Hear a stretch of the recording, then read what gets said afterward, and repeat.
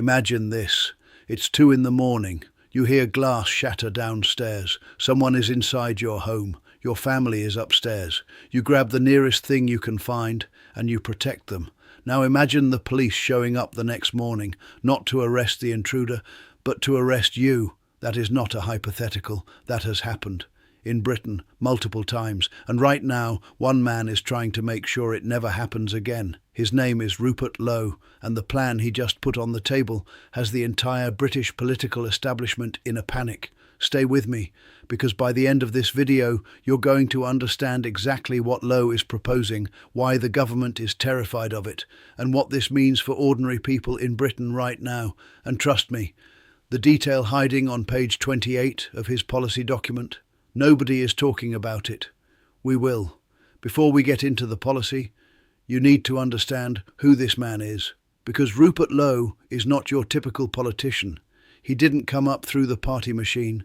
He didn't spend decades shaking hands at village fetes. This is a man who ran Southampton Football Club as chairman, who built a career in the world of high finance, working at Morgan Grenfell, Deutsche Bank and Barings Bank. Yes, that Barings Bank. The one that collapsed in 1995 in one of the most dramatic financial implosions in British history. So when Rupert Lowe talks about systems being broken, he's watched systems break from the inside. In 2024, he was elected to Parliament as a Reform UK MP, representing Great Yarmouth. He was one of just 5 Reform MPs to make it in, a political earthquake by any measure.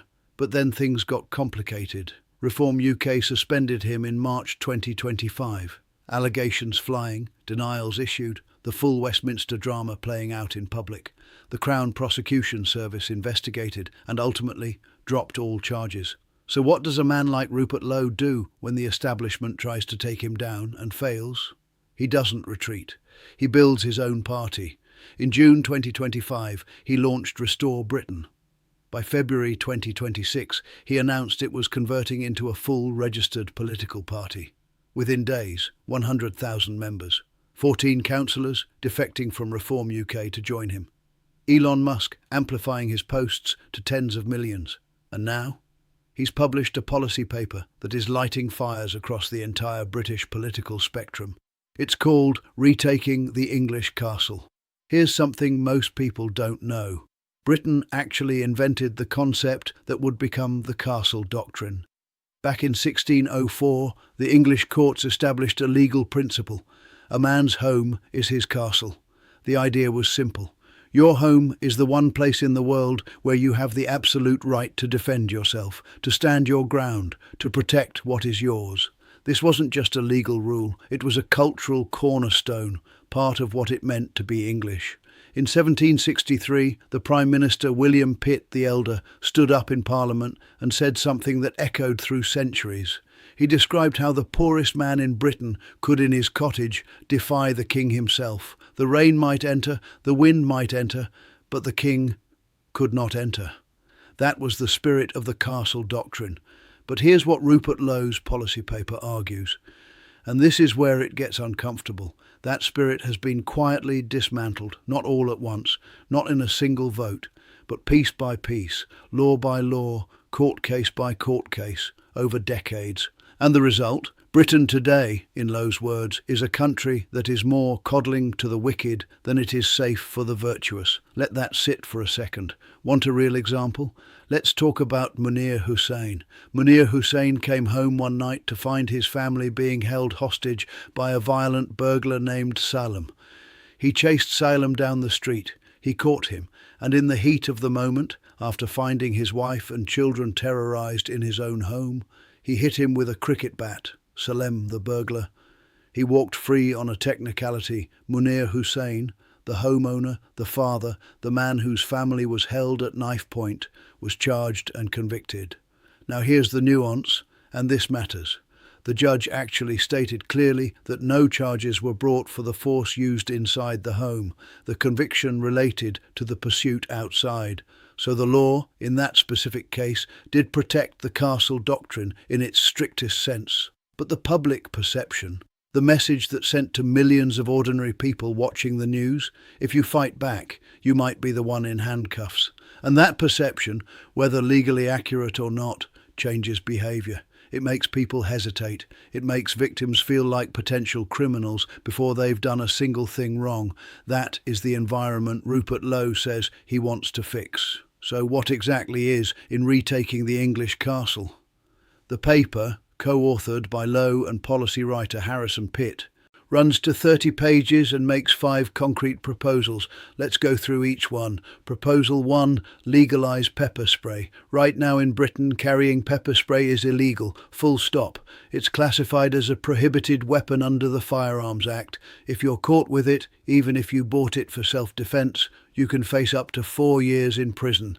Lowe wants to change that. Specifically, he wants pepper spray to be legal for personal protection, initially focused on women's safety, given the scale of street harassment and violence women face.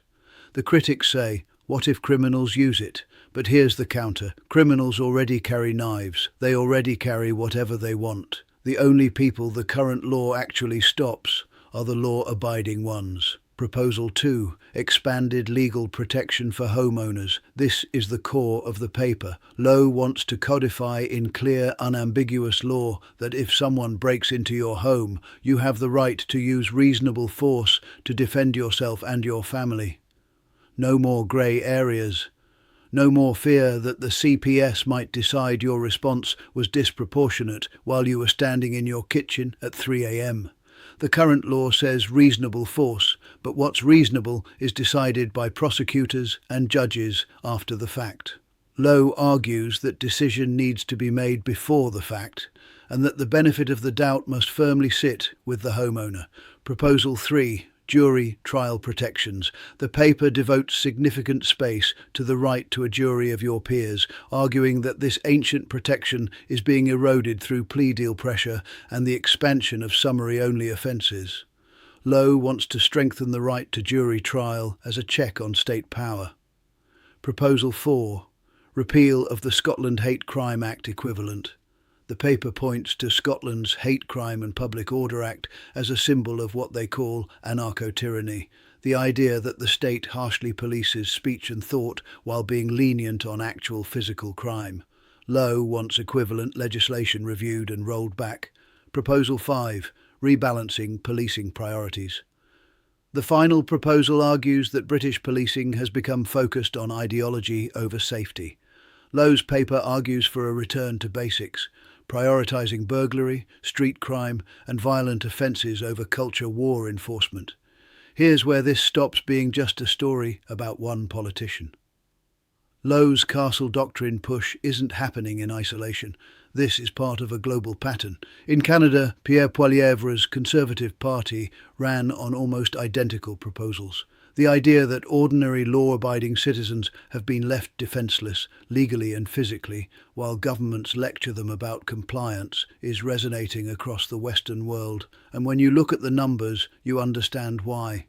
Burglary rates across England and Wales have remained stubbornly high.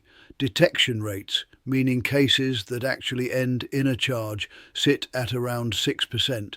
6%. That means for every 100 break-ins, 94 go completely unsolved. 6%.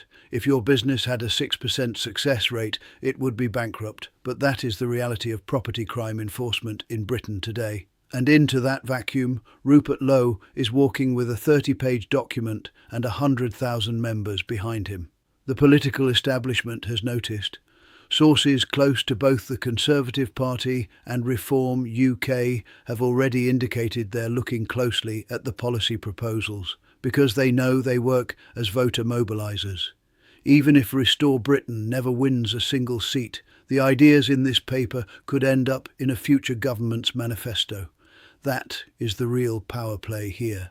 Now, I promised you the detail on page 28 that nobody is talking about. Here it is. The section on self-defence at the end of the paper doesn't just propose legal changes, it proposes a cultural reset.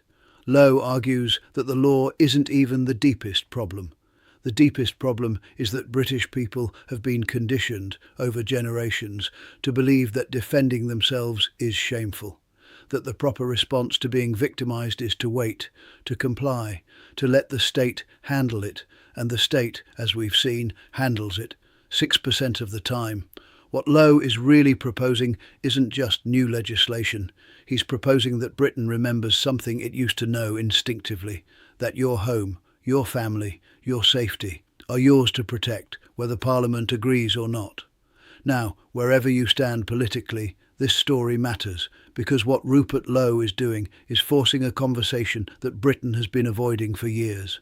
What are the rights of ordinary people when the system's built to protect them don't? And whether his party succeeds or fails, that question isn't going away. The Castle Doctrine debate is coming to Britain. It's already here.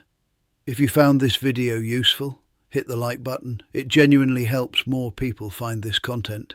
And if you want to stay ahead of stories like this, the ones the mainstream news buries or ignores, subscribe. We cover the financial and political moves that actually affect your life. We'll see you in the next one.